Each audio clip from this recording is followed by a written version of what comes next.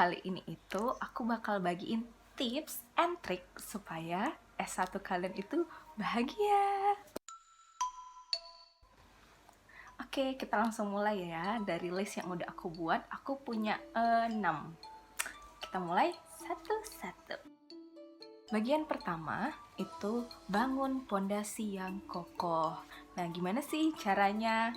Pertama, kalian itu belajarnya baik-baik supaya IPK kalian di awal-awal tahun itu bagus.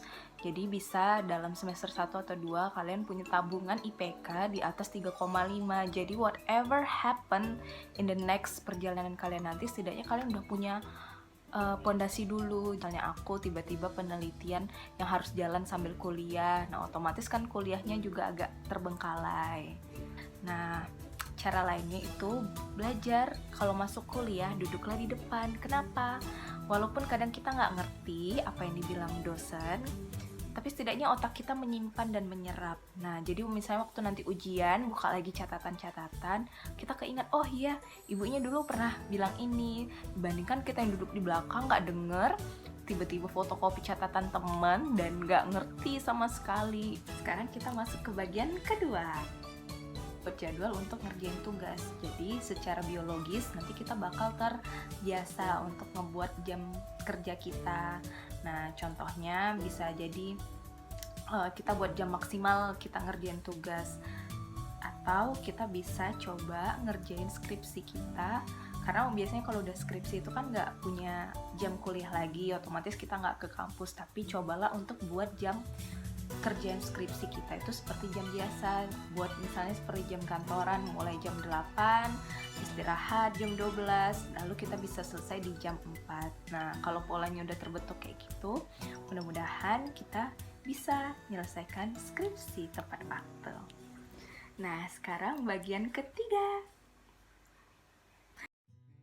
Nah, organisasilah seperlunya. Biasanya organisasi itu dimulai ketika kita udah memasuki tahun kedua maupun tahun ketiga. Jangan terlalu banyak, tapi jangan juga nggak organisasi. Kenapa? Organisasi itu penting untuk meningkatkan skill kita, terutama memang benar dalam pencarian pekerjaan nanti, skill organisasi kita itu bakal kerasa. Contohnya bagaimana kita berbicara depan publik, menanggapi pendapat orang lain. Jangan terlalu padat yang sampai buat jadwal kuliah kita terbengkalai. Masuk ke bagian 4. Belajarlah untuk menabung. Walaupun menabungnya dalam jumlah kecil, celengan.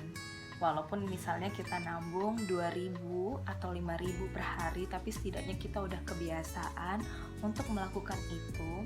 Mudah-mudahan kita nanti punya kebiasaan untuk menyisihkan sebagian uang yang kita punya. Jadi kita nanti nggak kekosongan. Jadi bukan hati aja yang kosong, dompet juga jangan kosong. Bagian 5. Menikmati masa semester akhir. Nah, kita harus mulai nikmatin tuh, karena bentar lagi kan masa-masa kita udah mau kelar, kuliah juga udah pada selesai.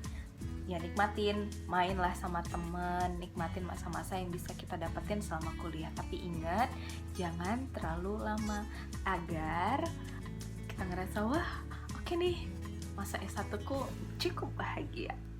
Ini bagian ke-6.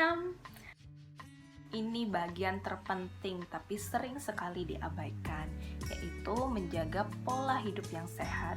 Contohnya dari pola makan, karena dari beberapa orang yang aku kenal semasa kuliahnya, setelah kuliah ataupun selama kuliah dapat beberapa gangguan kesehatan, misalnya seperti kolesterol, asam urat, dan lain-lain. Karena sekarang itu penyakit gak kenal usia, tergantung bagaimana kita menyikapi. Contohnya mengatur menu makanan.